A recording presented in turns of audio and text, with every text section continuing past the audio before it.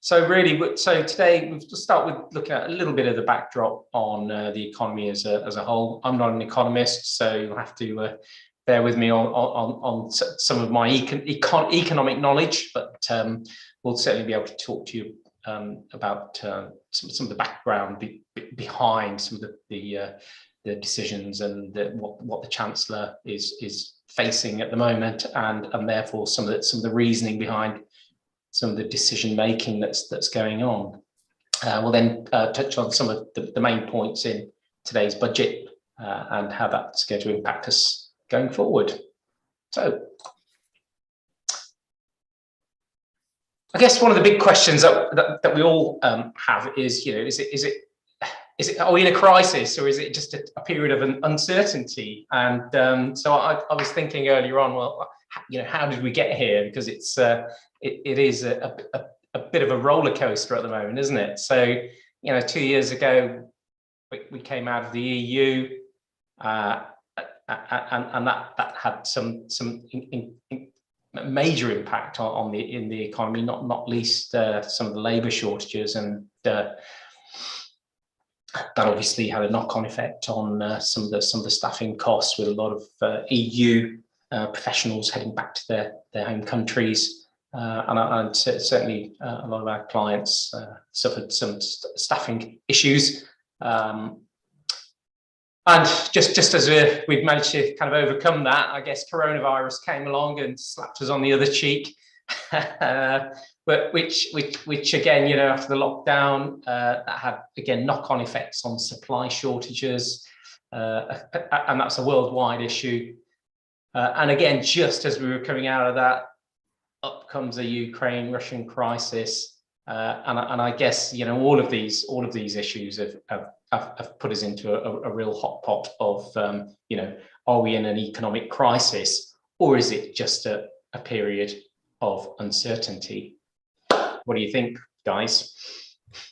I was just looking at some from an investment perspective and looking at the returns. So when we're talking about uncertainty or crisis, if we're looking at the markets, one of the key indicators of the volatility, which is obviously the risk element, is the uncertainty. And what sort of happened over recent history is that, let's say, for example, the Russian invasion, when it was uncertain as to whether Putin was going to invade or not, and all the troops were coming up, were being built up on the borders, high uncertainty as to whether he was actually going to press the button or not. Now it's certain that he's done it. It's sort of meant that the markets are recovered.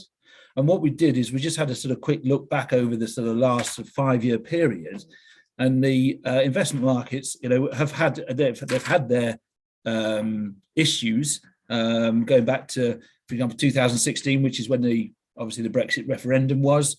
We're going to 2018 when the US-China trade wars, then into obviously Brexit happening, and then into the pandemic. And now into the invasion of Ukraine. But what's actually happened over that period is that the FTSE 100 has been bouncing around between a sort of 7,000, 7,500. And if we look to where we were 5 years ago as to where we are now, we've actually been able to sort of weather the storm reasonably well. And what it's shown is that there is a sort of fairly robust nature to markets that will allow us to sort of bounce back despite the fact there is all these issues going on. And I think that sort of gives us a reasonable backdrop into, yes, okay, we've got these elements that are impacting on inflation and so on, and we can't ignore those. However, the sort of underpinning markets actually show that there is sort of a consistent trend of growth, which is obviously a sort of fairly good marker as to what's actually happening within the economy. Yeah, and Rishi did actually mention in the statement about us being independent from Europe now, and I think that's had a huge impact on us, the financial position of the UK during this period of uncertainty. So I think we've been able to bounce back after each one of these particular problems, and obviously we've still got problems that we're facing at the moment, and there'll be more to come.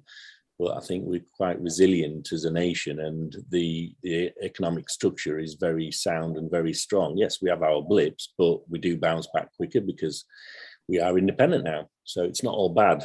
I know there's a lot of people that don't necessarily agree on the Brexit side, but it is what it is.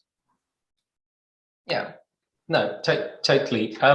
So what I did was I took a bit of a thought I'd pull up some historical data and see what had been happening over the last 30 years or so. And the big I guess one of the big stories today was the fact that inflation had hit a 30-year high at 6.2%. And as we moved back, well, I was just coming out of university back then when inflation hit 6%. So it was up at 8% back then.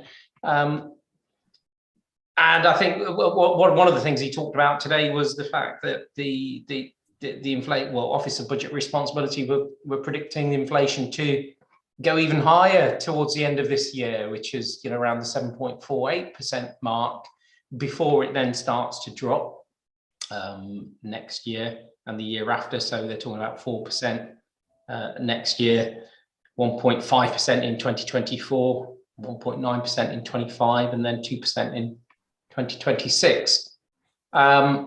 But again, there's a lot of crystal ball gazing because there's so many moving parts at the moment within the global economy, not least the Ukrainian-Russian crisis. That'll be difficult to predict where all this is going to end up. One of the other things that I looked at was, well, crikey, we've had this cracking period of low interest rates as well for the last 10 years plus, 1%, 0.25, 0.5%, 0.75%. And some of us, that have been around a while will probably remember the days when interest rates were at 14% and 12%. I think prior to that financial crash in 2008, interest rates were averaging 5% plus, something like that. There's a interesting fun fact to share with you, is that in 1990, so at the beginning of this chart here, a first class stamp cost 22p. So if you bought a first class stamp in 1990 and stuck it on an envelope to post it today, you'd have had a 330% return. You'd have had an average of about a 10% return over that period of time. And that just sort of gives you that's postage for you. Julian, I didn't have you down as a stamp collector, but it's not. I'm a stamp collector, and to be fair, do we actually use stamps now, or can we afford to use stamps now? But so it just goes to show that, and actually taking it further back, in 1971, a first class stamp was 3p, and over the period of time from then till now, you're talking about a 3,000% return. Wow, crazy, isn't it? If you bought that stamp then and use it today. Who needs crypto? Yeah, let's go buy stamps. That's it. But yeah, I know. I mean, looking at this, it seems to me that, well, again, when I left university and my brother wanted to charge me rent, I understand why now, because he was paying so much bloody interest on his mortgage. But it seems, inflation, interest is always chasing inflation, isn't it? So it's keep the interest high, get everybody to spend less, and as we move across here, we've got the financial crisis in 2008, and we've had this really calm period of I guess low interest rates. We've all got into a bit of a comfort zone, and then bang, we're into this period of high inflation all of a sudden, and is that a temporary thing? What do you think, guys? I mean, the Office of Budget Responsibility is saying it's still going to go higher before it gets better. Yeah, I mean, a lot of this comes down to who was in power as well. Which political power was in at the time, and Labour, unfortunately, were where there's a lot of reds, let's say. Yeah, and of course now it's the Bank of England now that are responsible for setting the interest rates, and it's very, very difficult to understand where they're going to go with this. But yeah, if we see this inflation rate coming back down, then that should calm things down a little bit more going forward. People need to stop buying shiny stuff and shoes. This is very true. This is very true. But it does create jobs. And yeah, absolutely, it does. So yeah, and to be fair, the sort of management of inflation is a bit stymied at the moment because of the war going on, and the situation with wheat and the situation with oil and gas and so on. It means that the usual mechanics for managing inflation can't be utilised because actually the resource isn't there to be able to put them into place. So it's a bit of a double whammy at the moment. Yeah, again, yeah, absolutely. I mean, I think one of the things that Rishi mentioned today was that the interest rates. I mean, we're down here at 0.75%, but because of the economic sanctions that they've put in place on Russia, Russian interest rates are up at 20% at the moment, which is it's crazy. I mean, if we took a mortgage, a 5-year fixed rate back in September, you'd have been able to get a fixed rate at 0.91%. Wow. Whereas now you're looking at over 1%, and that's a 60% loan to value. So you can see that the rates are moving already. Fixed rates they are increasing. So if anybody is coming up to the end of a fixed term, or even just on a standard variable discount rate, they may want to consider fixing for a period of time. So is that a thing then? Could you actually kind of take out a new mortgage, or look at whatever the early interest? I don't know whether there's you have these early repayment penalties. Is that something that you'd be recommending? Possibly. It depends on the locking in an early interest, low interest. I don't know. Yeah, it depends on the individual, but yes, if you can get rates of around 1% fixed for 5 years, you'd be crazy not to, because the Bank of England base rates are only going in one direction, isn't it? Yeah. And the rates have never been as low as they are now. Well, apart from in September. Yeah. but you get the point. It's not going to go down anytime soon. So if people are thinking about fixing, and if they complete the analysis, it may be better for them to even pay an early redemption charge to go for a lower fixed rate for a longer period of time. And that doesn't necessarily just mean residential funding. It could be for their practice as well, because I remember the days where we've arranged a lot of funding for clients for practice finance at less than 1% over base. It's crazy. Now you're looking at 2.5% to 3% over base, which is still fantastic because the pay rate's not too dissimilar to what it was then. But who knows what's going to happen in the future? But yeah, you can still get some very competitive fixed rates on commercial funding with the healthcare banks and other banks as well. But yeah, always seek professional advice before you do commit to anything, because there are obviously charges. There could be early redemption charges. There could be legal fees for remortgaging as well, and arrangement fees. So yeah, just consider everything.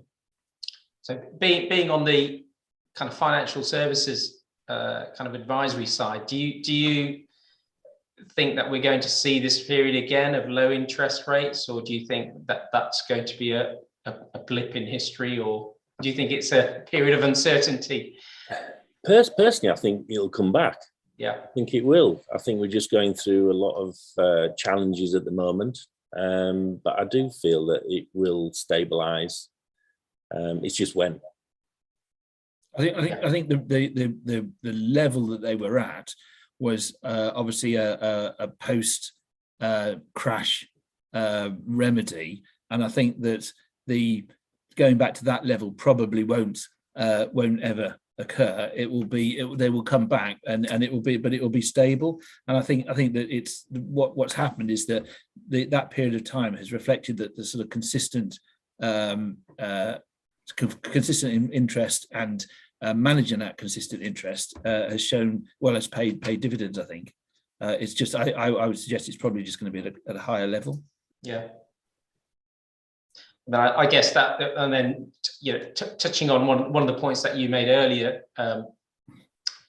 about, you know, how the markets have performed from, sorry, I've missed out on 89 there, but we've got a chart here which looks at the FTSE 100 from 1989 through to the current date. So looking at that, so if we look at the 2008 2009, which is when the stock market crash occurred, and then, you know, moving from there through till the sort of 18-19, which is when, as I said, that was the US-China trade wars. That was a sort of relatively sort of consistent growth. In terms of the investment returns, it was sort of a bit dull because there wasn't the sort of peaks and troughs and the exciting moments. But what it meant was that you had that sort of long-term consistent growth, and you could plan towards that. And as you can see, in terms of what happened in 2020, we've now recovered sort of virtually back. So you know, taking into account those peaks and troughs, the sort of trend from the sort of post crash of 2008 of 4,200-ish, you know, we're now tracking at 7,500, and have been doing so really over the last, I don't know, 5 years, 4 or 5 years. Okay. Yeah. I mean, look, we're almost at an all-time, kind of pre-pandemic levels there, aren't we? So yeah, good. Okay, so just bouncing along then to some of the points that the Chancellor raised today. Well, I guess he didn't flag up the first one, but he didn't place too much weight and emphasis on it. But the 1.25% levy, which we'll talk about later on, is going to stay on there. That's basically an increase on national insurance. There's also an increase on tax on dividends, which will stay in place. There was a 5p reduction per litre of fuel. Unfortunately, nothing off alcohol, which is a bit of a shame. But I think that we've had a few latecomers this evening, haven't we, Rob? Where I think some of the attendees have had to dash out to fill up their petrol at 6 o'clock to take advantage of the. But that 5p per litre of fuel is only in for 12 months. So we've got it for a year. But I think petrol's actually gone up by 5p in the last week. So we've got a week's. We're back to the petrol price to what it was this time last week, I suppose. Which, you know. Well, the fortunate thing though is hopefully the crisis over in Ukraine will be over soon, and the prices will start to come down, and we'll still all benefit from that 5p duty reduction for the balance up to 12 months. So it's, you know, there could be some good wins there. Yeah. Most people do drive to work for the practices. Absolutely. Driving to and from your practice, you can't get tax relief on, can you, Belly? No, you can't. But you know, if you're going to courses and what have you, and picking up bits and bobs from the dental lab, then yeah, that's a business journey. Yeah. But I think I saw it was like on a tank of £75. It works out to about £2.25, which well, you know, it's something. Pay for your sandwich. Absolutely, yeah. Pay for the dairy milk bar when you get to the counter, I guess. So I guess one of the headlines today was the fact that he was going to align the national insurance thresholds with the income tax personal allowance, and this is something that I've just never understood governments over the last however many years. They've always had this, well, we'll have national insurance here and income tax here, and it's kept us as tax advisors in business, because it's just made things so much more complicated. But yeah, so they're bringing the national insurance threshold in line with the income tax threshold. And what that means is that everybody gets, well, whoever's in that tax bracket or earning will have a saving of £300, which ain't bad. But we've still got the 1.25% levy, which we'll look at how that impacts this national insurance threshold increase. Ali, do you think you'll get a lot of company directors getting a salary increase virtually overnight? Yes and no. Yes and no. I mean, this one kicks in July 22, whereas the 1.25% levy kicks in from the 6th of April. So there is that little gap. And if we tune in, we are going to be doing some serious tax gymnastics on the next webinar, where we'll be looking at the impact of these national insurance changes, tax changes, super deductions, changes in corporation tax rates. So we'll be doing some gymnastics on those within the next webinar. But today we've got £300. So thank you, Rishi. Yeah, increase in employment allowance. Well, it's not really going to affect associates, practice owners who have got staff and are paying national insurance, employers, national insurance. Generally get, we were getting £4,000 off the national insurance tax bill. That's going to go up to £5,000. So that's £1,000 of real money that's going to come off the employer's national insurance bill. So that's quite neat. So what else have we got? Okay, right. Yeah, big news, big headlines about reducing the basic rate of income tax from 20% to 19%. Again, big headlines, but in real money, £377 over the year. It's okay, but I guess, he's had to get some headlines in because of all of the uncertainty around him. He's not been able to give too much away. Now, bearing in mind, yes, we will be saving £377 on our income tax, basic rate income tax. But for the practice owners, we're still looking at an up to 6% more corporation tax. So in the grand scheme of things, we're still getting hit as business owners with these tax rises. But he didn't want to mention those today because. With these changes, Bally, do you see a lot more principals moving across back to partnership and sole trader? Not yet, no. And actually, that's quite a challenging tax conundrum, going from a limited company back to sole trade partnerships, because there's all sorts of horrible tax gymnastics that you've got to do within the company to take the business out. So we're not seeing a great deal of that yet. I don't think there'll be. I don't think we'll see a lot of it, just because once you start peeling the onion, it does get quite expensive. Because once you're into a limited company, it's very, very difficult to come back out again. So we've got some enhancements to the research and development tax credits. Now, that's good news. We've got a lot of clients that contract, or they've got overseas bases where they, in India, where they've got research centres. Going forward, that you're only going to be allowed to claim R&D tax credits for UK employed staff. So that's a big change. But again, we'll see what he brings about in the autumn budget. So that's something that we'll learn a little bit more about.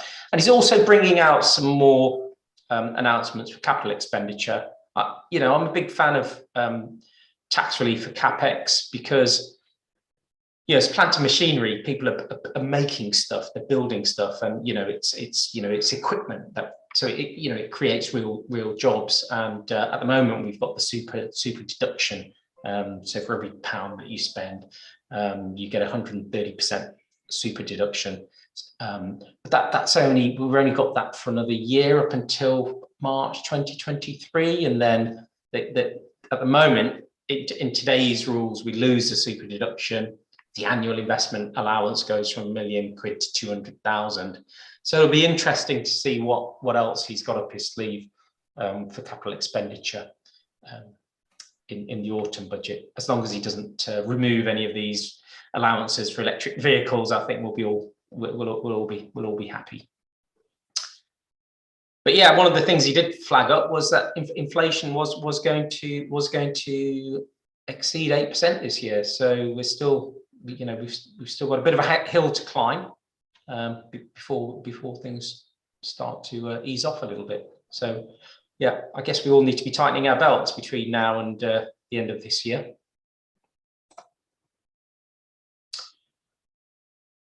So I just did some very, very basic calculations on what does it mean if you're in business, and what do today's changes mean? Well, on the basic rate tax band is 37,300. If we're taking 1% off that, yeah, we save £377. Very nice, thank you very much. The increase in the national insurance threshold gives us another £300 in our pocket. But that's largely offset by the increase in the national insurance, 471. And if you are a business owner and you're running your practice through a limited company and you're taking your income in salary and dividends, then you've got another 1.25% of tax on dividends, which is kicking in from next 2 weeks, so 5th of April 2020, 6th of April 22. So overall, £266 increase. It's okay, but I guess if you're not drawing your income out as dividends, yes, you probably save something like £700 a year, which when you narrow that down to a monthly figure, it's £58-60. But then our outgoings and energy bills are going to be going up, and so are our fuel bills. So it's all kind of, yeah. I'd love to see his spreadsheet. So again, here's just a little bit of an illustration of what the tax rates are going to be looking like, and for this year, this tax year where we're finishing on the 5th of April, things are staying the same for the following tax year, 2023-24. Personal allowance is still staying the same. The national insurance threshold will be going up to 12,570 from 9,500. And I guess the 1% reduction in tax doesn't come in next year. It doesn't come in the year after. It kicks in 2024. So that's our £377 reduction there. The higher rate still stays the same. It's still 40%. The additional rate still 45%. So really, I guess the savings are going to be within this basic rate band, really, and they'll be limited. Anybody else who's over this basic rate band into the higher thresholds will be paying more tax on dividends and national insurance. So again, I think we've touched on this on one of the previous webinars, but from 5th of April 2022, the tax on dividends still go up. So this wasn't mentioned today, but yeah, those tax increases. It would have been nice for him to have delayed these for another year to just reduce the impact of the increasing energy costs, fuel and inflation. But this is still in place. So we still need to be planning next year for more tax on dividends. And that's across the board, so basic, higher rate, and additional rate. And again, we still need to be budgeting for the increase in national insurance,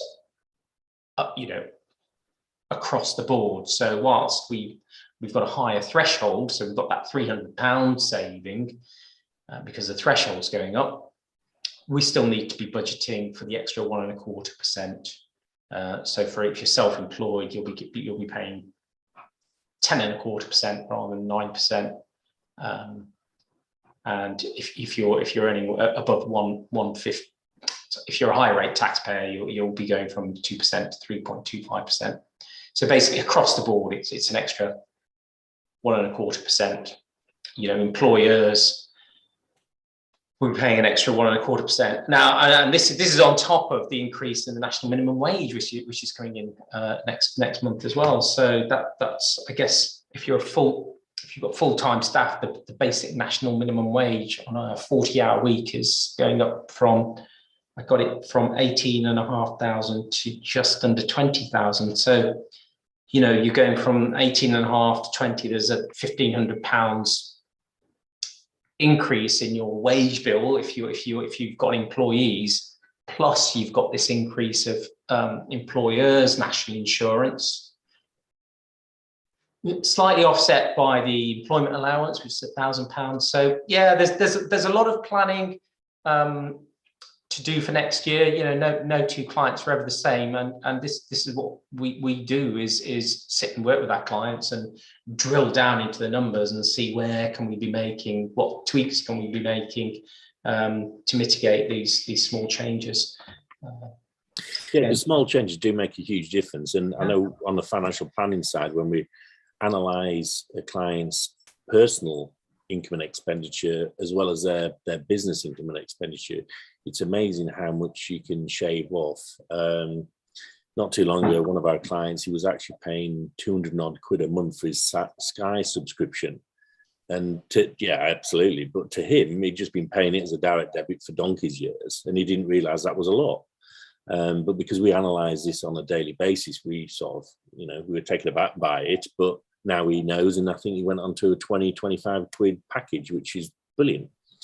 So it is well worth individuals having their financial planning as well as their tax affairs reviewed, because we only know what we know. And what it's only when you really drill down into the financial metrics of any dental practice that you can really look at, what's the impact of your associates and your employees, and the increases in the national insurance, and which band of corporation tax are you going to fall in from 2023? What's the impact going to be of you spending money on plant and equipment, x-ray machines now versus in 2024? There's so many moving parts that it does need a keen eye to really kind of understand what the impact of these changes are really going to have. Well, buying or leasing, what are the best options? That's the thing, and every single practice is different because every single person's financial affairs are very different. Yeah. So, guys, well, that's pretty well my kind of whistle-stop tour. I did pick up some comedy headlines off today's statement, which, any other observations today, Julian? No, I think, as when we were talking earlier on, I think that again, going back, it's as a chancellor, he's back into the sort of crisis budget. I don't think there's anything particularly exciting. There's a bit of trade-off to for the increase in the 1.25% to the increasing to the 12,570 for the national insurance.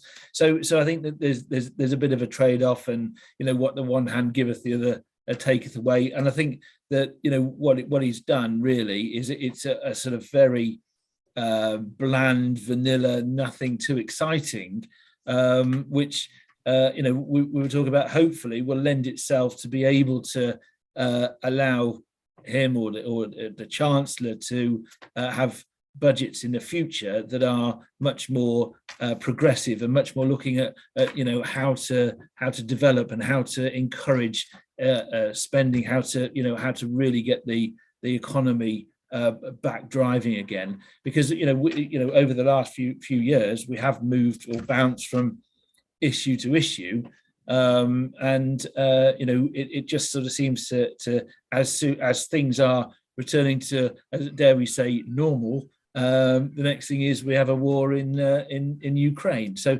these sort of things can't really be sort of factored in. So I think that it's a bit of a sort of firefighting exercise, coming up with a few good headlines, trying to win a bit of popular support, but no real substance, Bally. I think that's probably where I'd be coming from. Fair comment, which I guess I don't know whether many of you read the Daily Mash, but their opening gambit was "Get stuffed, you scroungers." A first look at Rishi Sunak's spring statement. I thought that was, "You'll either freeze or starve," which was quite good. I'm torn between a holiday home in the Seychelles or a massive one in Cornwall, depending on which end of the spectrum you're on. And inflation is going mental. This is what you were talking about earlier. No buying fancy gadgets to cheer yourself up anymore. Although you won't be doing that because you'll be saving up for a month for budget sausages. So that's I guess that's the slight impact of inflation. And yes, what was the final one? We'll cut petrol prices, but it'll be naffle to help. And just skirting around Twitter today, I guess this one was. I'm not going to sing this, guys. I'll just bring it all out for you. And it was a chap called Karl Groves. I think that one really summed it up quite nicely. You put more taxes up, you shake them all around, you do the Rishi Sunak, and you turn your back and do the okey dokey. There you go. Right, thank you. Don't give up your day job, Bally. I was going to do a dance to it as well, but I think you should. Probably not a good idea. We need to see that. We need to see that live. Rob, as a dentist, what's your take on the statement? I mean, personally, today, I'm disappointed for. I don't know whether it's possible, but certainly for colleagues who aren't paid so well, I think they're going to really struggle. And I kind of would have hoped he'd have done more. I don't know whether I've just got this rose-colored spectacles and think it's possible, but there's a lot of talk about doing this kind of fuel levy, this windfall tax. Is that actually a realistic thing? Because I know that France have done it, I think, and limited because of that, they've limited the rises in fuel and energy.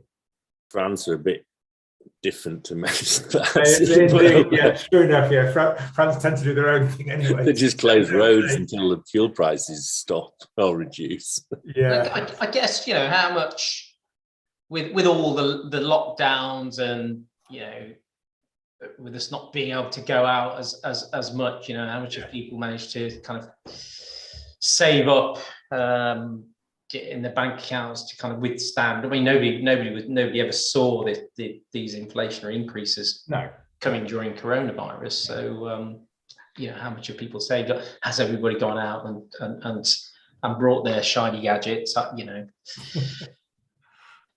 I think that what you're saying, Rob, about the fuel and one of the big issues we've got at the moment is obviously supply. Obviously, I think it was earlier in the week, or perhaps back in the last week, Boris went out to Saudi and to try and see if we can outsource fuel temporarily from alternative sources, but obviously we're in a situation, a sort of fairly bizarre situation, where our own fuel we're actually selling at a premium. So what we're digging out of the North Sea, we're actually selling into Europe rather than actually using it ourselves, because in terms of the economy, it's actually we're getting a premium for it on the open market. And so when we're going down that route of, do we invest in our own resource to be able to afford our own sort of production of fuel or energy, when we're actually selling it for a premium, you've got to think to yourself, well, actually, looking at the economy as a whole, is it better for us to actually outsource it at a premium ourselves, so that we actually get the sort of benefit of the continuation of supply? And I think going back to what we're saying about mortgages, and historically with the interest rates, that sort of argument was that, you know, you could borrow money so cheaply, it was actually probably worth investing, because the investment return was going to be greater than the interest on the mortgages or the debt. Yeah. And I think we're in that sort of situation with fuel at the moment, and I think that's what's going to have more of an impact. I think the 5p is great, but I think it's a bit of homage rather than yes, it's actually sort of sorting out the core issues. No, it's not going to make a massive difference, is it? Unless you're running an electric car, Rob. Indeed. So currently, yeah, reasonably comfortable with that decision that I made last year, and also reasonably comfortable with the decision to fix my mortgage last year for 5 years. So that's an incredibly low rate, as Richard knows. So yes, there are swings and roundabouts. Yeah, I mean, as I say, Rishi didn't have a lot of ability to do very much, because, as you were saying at the very beginning, Julian, each budget he's had horrendous circumstances going on around him to be able to, affecting the finances massively. I think one thing it does do is, it gives us a little bit more certainty about, you know, the tax planning going forward. You know, we know what the small changes are to the tax parameters. There's no big changes on capital taxes, inheritance tax, capital gains tax. There's always been this danger, this worry that he's going to, you know, change the rates of capital gains tax and move them from 10% to 20% to align them with income tax, 40%, 45%. Yeah. And the good news is that he hasn't done it. So indeed. So that's good. So that means I won't have to adjust any of my webinars on capital taxes. Obviously, for people planning to sell their business, planning to sell their practices, and as you know, there are a lot going through at the moment. That is a very welcome thing, isn't it? Yeah. So and that's something that, as you say, Bali, has been mooted for many years now. I keep thinking, is he going to do it now? Is he going to do it now? And he just hasn't. He just nibbled at it. He hasn't really done it. That's it. Another bit of a reality is that there's only been some real small tweaks for some of the higher rate taxpayers, the business owners, you know, and we can plan for those and you know, change the way we do things and spend. So there's some planning to do. Yeah. I was going to say another bit of a fun fact is that obviously the cost of the interventions to come out of the impact of the pandemic, with obviously the furlough schemes and all the bounce backs and everything else, and these initiatives and the borrowing that the government have had to put in place, it's only, I think, in the last probably 2-3 months that the government have finished paying down the last of the Second World War debt. Wow! And that really? just sort of puts it into context that's the debt, and to actually try and recover the debt by increasing tax, it's sort of not really going to happen for a while. No. I was having some lunch with a lawyer the other week, litigation, and what he was saying was that the banks now are going to be taking a much harder line on recovering some of the defaulting businesses that have taken bounce back loans and CBILS loans, because the government is saying, well, you need to explore all avenues before you come to us to claim, you know, the guaranteed bit. You need to chase them to the nth degree. So there's a lot of that. And in fact, you know, those people that did take advantage of those loans, and obviously whether they just took the advantage because they were there so that they could have them as a sort of a buffer, sort of safety net, or whether they took them because they were a requirement. What we're finding now is that if we're looking to, for example, get advance for extending practices, look at putting additional surgeries in, or, you know, extending the practice finance debt, the lenders are now taking into account those as part of the sort of debt package of the business, Whereas historically, it was just a case that was actually just to keep the business going. It's now become a bit more core. And so they're looking at, in terms of serviceability of the new debt, they're looking at the serviceability of bounce back and civils and so on. Yeah, and particularly with some of the private dentists where, they really did take a knock, those that haven't quite been able to work their way through. But yeah, so where there are bounce backs and C-bills loans which were taken out genuinely, and the businesses haven't quite managed to see come out the other end. You've got to take a really, really close, and this is one for the insolvency practitioners, but they do take a close look at where those funds have gone and how they've been extracted from the business. So that's words of caution.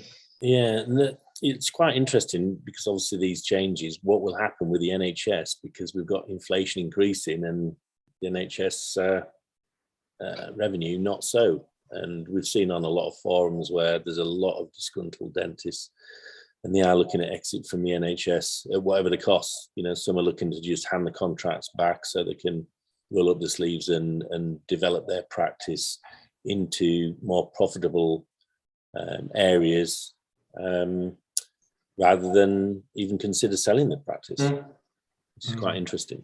Yeah, I mean, a lot of it comes back to the knock-on staff costs and Brexit and now this and the labour shortages and staff shortages, and it's supply and demand, isn't it? If you can't That's get right. staff, well, your costs are going to go up, and if you can't, it's just constantly squeezing the margins, isn't it? Yeah, that's right. And I think to add to that mix, you've got the IR35 with the potential impact of employer contribution or employer national insurance contributions, which obviously will be imposed and also will be subject to the increase as well.